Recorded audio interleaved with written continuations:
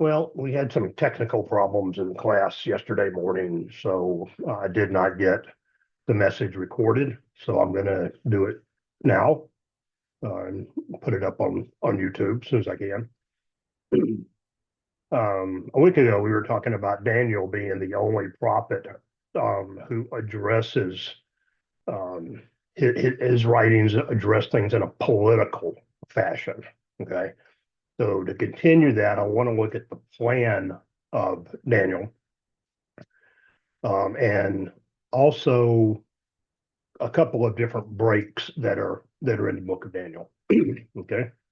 So if we look at Daniel chapter 1, verse 1, it says, in the third year of the reign of Jehoiakim, king of Judah, Nebuchadnezzar, king of Babylon, came to Jerusalem and besieged it. All right, so this is Jehoiakim. Uh, Jehoiachin is this next king. The names are really similar, but don't get them confused. Okay, so looking at chapter 1, verse 1, what kind of material is that? Is that a prophecy? No, it's a historical narrative. Okay. Um, we saw historical narrative in Jonah as he described what was happening to him. We had that middle section of Isaiah, excuse me, that was um, historical narrative. And again, we made a big deal about that at the time, that was very weird that a prophet was giving us historical narrative. Um, that's one of the reasons that the Jewish Bible puts Daniel into the historical writing books instead of in the prophecy books. The other reason is it lets them kind of duck some of the prophecies that are in chapter 9 that talk about the coming of the Messiah. Okay. So look at Daniel chapter 2, verses 1 and 2. It says, now in the second year of Nebuchadnezzar's reign, Nebuchadnezzar had dreams, and his spirit was so troubled that his sleep left him. Then the king gave commands. You know that story, right? All right. Chapter 3, verse 1, Nebuchadnezzar the king made an image of gold. You know that story. Chapter 4, verses 1 and 2, Nebuchadnezzar the king to all the people, nations, and languages, right? Chapter 5, verse 1, Belshazzar, this is Nebuchadnezzar's grandson, Belshazzar, the king made a great feast for 1,000 of his lords. That's the story of the writing on the wall. Chapter 6, verse 1, it pleased Darius to set over the kingdom 120 satraps. Okay. Chapter 7, verse 1. In the first year of Belshazzar, king of Babylon, Daniel had a dream and vision. Wait a minute. Go back to chapter 5, verse 30. Right? Chapter 5, verse 30 says, that very night, Belshazzar, king of the Chaldeans, was slain. Okay. So if he died in chapter 5, verse 30, why are we referencing him like he's alive in chapter 7, verse 1?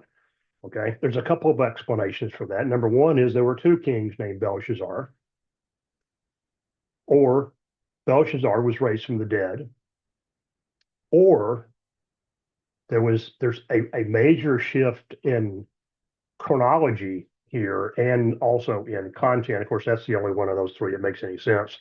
So we got to stop and think about that. Daniel, uh, all the way through chapter 6, has been historical narrative, pretty much in order.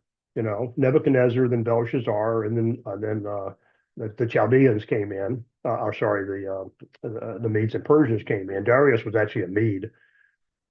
So what's going on here? What's different? Well, what we see here is a shift from the historical narratives that we see in chapters 1 through 6 to prophecy. So 7 through 12, the last chapter of Daniel, are all chapters about prophecy. Okay. So let's go back and look at chapter 7, verses 1 through 3 again. In the first year of Belshazzar, king of Babylon, Daniel had a dream and visions in his head while on his bed. And he wrote down the dreams, telling the main facts. Daniel spoke, saying, I saw in my vision by night. That's what the Jews refer to as a night vision. It was a prophecy that came to you in the form of a dream. I saw in my vision by night, and behold, the four winds of heaven were stirring up the great sea, and four great beasts came up out of the sea, each one different from the other. Okay, now is that historical narrative? No. What is it? It's a prophetic vision.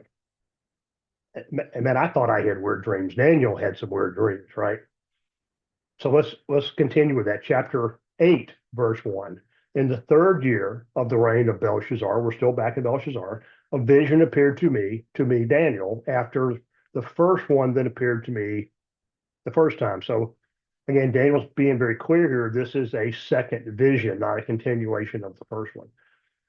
Chapters 9 through 12, in one way or another, are all visions. Okay. So the plan is pretty straightforward. Chapters 1 through chapter 6 are history, historical narrative, and 7 through 12 are prophecy. But chapters 1 through 6 are just as much a part of the message of Daniel as are 7 through 12. They're not just there for us to have stories to tell the kids in Sunday school. Okay. Adults tend to get hung up on the four beasts or the 10 horns and those types of things. But all 12 chapters are important. The theme of Daniel is political, and it runs throughout the entire book, both halves of the book, 1 through 6 and 7 through 12. Okay. Now, there's another break in Daniel that I want you to look at real quick. Let's go back to chapter 1. Okay. And we're going to move kind of quick through this. Chapter 1, 6 through 7. Now, from among the sons of Judah were Daniel, Hananiah, Mishael, and Azariah. Those are, this is again the first captivity that were taken. So these four were taken in that first group, which was royalty and people who appeared to be very educated, very smart, right? And the chief of the eunuchs gave them names. He renamed Daniel Belteshazzar. He named Hananiah Shadrach. To Mishael, he named Meshach, and to Azariah, he named Abednego. So now in verses 8 through 10, Daniel purposes in his heart that he would not defile himself with a portion of the king's delicacy. Chapter 1, verse 11. So Daniel said to the steward, chapter 1, verse 17. So these four men, God gave them knowledge and skill in all literature and wisdom, and Daniel had understanding in visions and dreams. Verse 19. Then the king interviewed them, and among them none was found like Daniel, Hananiah, Mishael, and Azariah. Verse 21. Thus Daniel continued until the first year of King Cyrus. Okay. Where's the spotlight on in chapter 1? It's on Daniel, right? There's a mention of the other three guys a couple of times, but it's really focused on Daniel. Okay. Now, let's move to chapter 2. Chapter 2, verse 1. Now, in the second year of Nebuchadnezzar's reign, Nebuchadnezzar had dreams. Verse 46. Nebuchadnezzar fell on his face, prostrate before Daniel. Where's the spotlight now? Right? It's shifted to Nebuchadnezzar, and it continues there. Chapter 3, verse 1. Nebuchadnezzar the king made an image of gold. Verse 2. Nebuchadnezzar sent word to gather everybody. All right. Verse 13, Nebuchadnezzar, in rage and fury, gave the command to bring Shadrach, Meshach, and Abednego. They brought him before the king. Verse 13, we did that one. Verse 28, Nebuchadnezzar spoke, saying, Blessed be the God of Shadrach, Meshach, and Abednego. Chapter 4, verse 1, Nebuchadnezzar to the king, to all the people, nations, and languages. Chapter 5, verse 1, Belshazzar the king made a feast. Verse 30, that night, Belshazzar, king of the Chaldeans, died. Chapter 6, verse 1. It pleased Darius to set over the kingdom 120 satraps. Verse 25. Then King Darius wrote to all the people, nations, and languages. Where's the spotlight? It was on Nebuchadnezzar. Chapter 1, it was on Daniel. Chapter 2, it shifted to Nebuchadnezzar. In 3, 4, 5, and 6, it stays on one person, the king. And it's important to remember this is a pagan king. This is not Hezekiah. This is not David. This is not Solomon. This is not even Jehoiakim. These are pagan kings. Okay. And they had, Nebuchadnezzar in particular, had a goal of brainwashing the Jews that he had brought over into Nebuchadnezzar, over into Babylon. So the content of chapter 226 is very consistent. God keeps doing the same thing over and over again. Okay. You see that, I hope. So I guess you could say there are three parts to Daniel, not just two. You have chapter 1, which is historical but focused on Daniel. Chapter 2 through 6, which is historical but focused on the pagan kings. And then chapter 7 through 12, where the focus is on prophecy. Okay. Now, I want you to stop and think about something for a minute. I say all the time that prophets are all unique. Every time we start a new book, I talk about how unique they are, and they are unique. Um, each is unique from the other one. But Daniel is unique again in a couple of ways. Number one, his writing is political, which no other prophet really does that. Um, but secondly, he faced a problem that no other prophet faced, and that was he was living under a pagan king. He was actually living in the more or less in the household of the pagan king. Okay. Let's go back to chapter 1, verse 8. Daniel purposed in his heart he would not defile himself with a portion of the king's delicacy, nor with the wine with which he drank. Therefore, he requested of the chief of the eunuchs that he might not defile himself. So Daniel's really walking a tightrope here. Okay. He's living for God in the house of a pagan king. And there are two kind of tightropes here. Number one is the kind that you think about the tightrope that you walk across, right? The other one is kind of you hang from. And Daniel really was facing both of those things. We saw that in both his life and Shadrach, Meshach, and Abednego's life, that they were basically putting their life on the line as they tried to walk this tightrope to obey God and yet exist with the pagan king and the pagan environment. Jesus himself said that we would be in the world, but not of the world. And I think Daniel is such a great and very, very clear example of that. They really put a lot of pressure on these Hebrew boys. It really was brainwashing. Go back again, chapter 1, they changed their name. Daniel means God is my judge. Belshazzar means Bel's prince, Bel being a pagan god, kind of like Baal in Palestine. Okay, and if you go back and look it up, I'm not going to go through it now, but if you go back and look up the other three names, they did a similar thing to them. They changed their name from something that was praising God Almighty to something that was praising false gods. Okay, so God, 5 different times through a tremendous miracle, 5 different miracles, saved the Hebrew boys, and more importantly, he dealt with the kings. He did it 3 times to Nebuchadnezzar. He did it once to Belshazzar. He did it once to Daniel. Right? Daniel or his friends were told something to do something against God's will. Right? Chapters 2 and 3. They refuse. The king retaliates. God saves them by really and truly 5 of the most sensational miracles that you see in the Bible. Take the fiery furnace, for instance. Okay. The furnace was heated 7 times hotter than usual. It was so hot that the men that opened the door to the furnace died. but the three Hebrews were tossed in there and they're just walking around. Okay, that's a miracle, but that's not all that happened.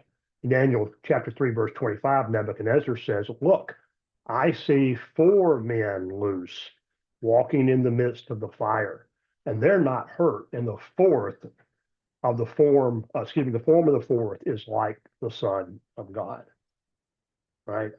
This is just a huge, spectacular miracle. He not only saved them, they're still walking around in the fire, a fire hot enough to kill people near it. They're walking around in it, and they're not hurt at all. Matter of fact, if you go read the rest of that, they bring them out, they walk out, right? And there's well, look at chapter 3, verse 27. Okay, the satraps, administrators, governors, and the king's counselors gathered together, and they saw these men on whose body the fire had no power. The hair of their head was not singed, nor were their garments affected, and the smell of fire was not on them. I tell you, one time when I was a kid, I got caught a flash fire. I had second degree burns on my face and arms. I didn't have any hair left. It burnt, singed back all. You can't tell I used to have hair, but I did. But it basically singed it off, right? Hair on my arms, the hair on my face, hair on my head. And it hurt like crazy. I got to tell you that. These guys were in there for a time, a period of time, and they don't even smell like smoke. You can't sit around a campfire and not smell like smoke. But somehow, even the smell didn't get on them. You know, the only thing that was burned up in that fire, the ropes that had been binding them, they were thrown into the fire, but they walked out of the fire. So the fire, the only thing the fire did, the only thing the problem that they were in did was free them from the bindings, free them from the thing that was holding them captive. There's a sermon in there somewhere, but we don't have time to chase that. But the miracle, the point of the miracles was not what happened to the Hebrews. It was what happened to the kings. Sorry about the dog. I'm having to do this from my office. Right? It wasn't what happened to the Hebrew boys, the four guys. It was what happened to the king. Now I'm saying the boys. If you stop and think about it for a minute, when Daniel was thrown in the lion's den, that was under Darius. Daniel was taken to Babylon when he was probably, around 15. The Jews were in Babylon for 70 years. Darius is a king that came in kind of at the tail end of that. So Daniel, the guy that I referred to as the Hebrew boy, is probably 80 years old. Okay. So I'm in my 70s, but I guess I couldn't call an 80-year-old guy a boy at this point. But you think about it, we always think of him, the pictures you see, the paintings and stuff. It's always some kind of young guy. He was 80 years old, late 70s, early 80s, somewhere in that bracket, right? That's the miracle, was what happened to the king. Look at chapter 2, verse 46 and 47. Then Nebuchadnezzar fell on his face, prostrate before Daniel, and commanded they present an offering and incense to him, and said to Daniel, truly your God is the God of gods, the Lord of lords, a revealer of secrets, since you could reveal this secret. He's acknowledging that God, Daniel's God, is the God of gods, and he is kind of trying to worship him, but he's really worshiping Daniel because he's trying to give an offering and give incense to Daniel. Okay. So I'm not saying that Nebuchadnezzar became a believer at that point. Matter of fact, if you look in chapter 3, verses 28 and 29, you see this. Nebuchadnezzar spoke saying, I'm sorry, in chapter 3, before you get to verses 20 and 29, you see Nebuchadnezzar walking around. I'm sorry, I'm turned around here. Chapter 3 is where you see Shadrach, Meshach, and Abednego,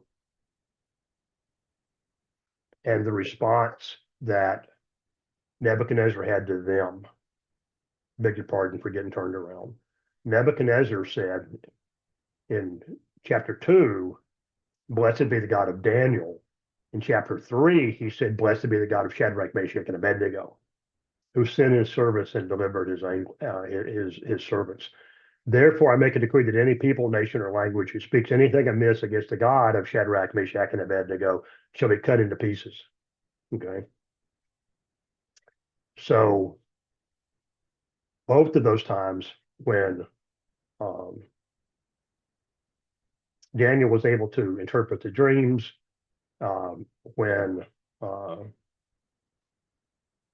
Shadrach, Meshach, and Abednego were thrown into the fire, and also in chapter 4, you see the same thing. In this case, the Hebrews weren't in jeopardy. Nebuchadnezzar was walking around on his palace balcony talking about how great Nebuchadnezzar was and how much he had done because of his power.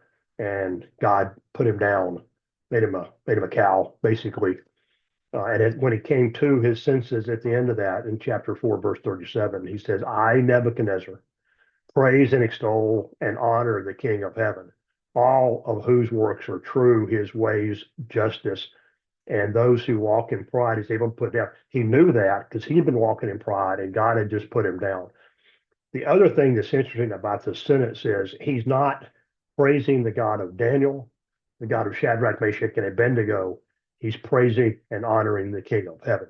So there is a shift in what Nebuchadnezzar is saying here. I like to think that Nebuchadnezzar finally, at the end of chapter 4, really and truly put his belief into the Lord and became a believer.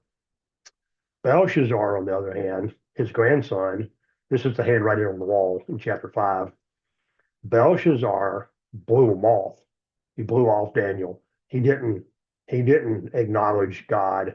And in chapter 5, verses 30 through 31, excuse me, let's just do chapter 30. Belshazzar, king of the Chaldeans, was slain. Now, what happened to Belshazzar? While Belshazzar is having a party that seemed to go for weeks inside the castle, and everybody was drinking and carousing, and they brought the cups and things from the temple in and were drinking out of those. Darius the Mede and his army had surrounded the city of Babylon. And so while Belshazzar is having a party saying, no, we're fine, we're here inside the city walls, we can't be reached. Darius and the Medes got into the city and conquered it and killed Belshazzar. Okay.